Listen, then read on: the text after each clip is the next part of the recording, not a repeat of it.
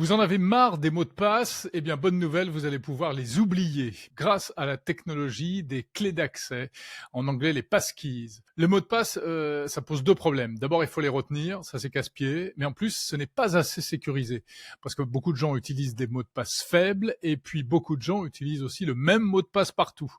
Et ça, c'est pire que tout. Alors, le système des clés d'accès, c'est ce qu'on trouve déjà notamment chez Apple ou chez Google.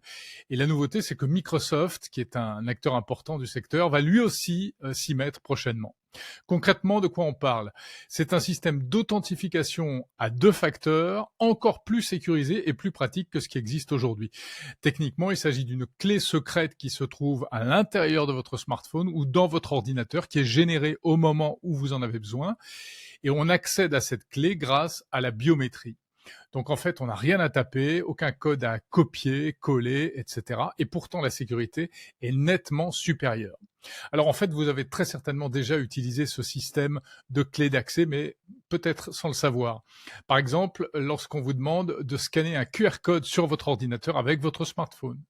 À ce moment-là, les deux appareils communiquent par Bluetooth ou par Wi-Fi et se transmettent cette fameuse clé chiffrée. Autre option, si votre ordinateur contient lui-même la clé de connexion, là, pas besoin de QR code, il faut juste une authentification biométrique ou éventuellement le mot de passe de votre ordinateur. Mais le plus souvent, ce qu'on utilise, c'est un autre appareil, le smartphone ou la tablette, pour renforcer la sécurité de connexion sur l'ordinateur.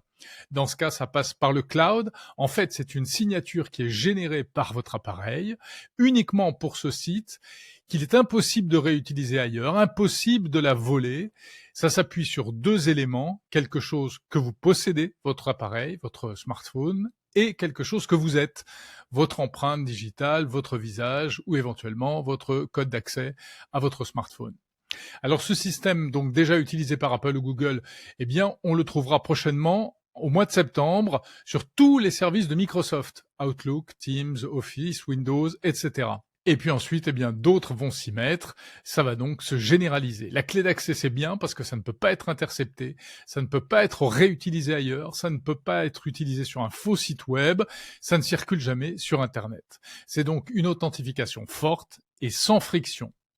Est-ce que ça veut dire que c'est complètement la fin des mots de passe pour autant? Sans doute pas, car tous les sites et toutes les applications ne pourront pas utiliser ce système. Mais ça va quand même déjà nous enlever une sacrée épine du pied et nous simplifier un peu la vie.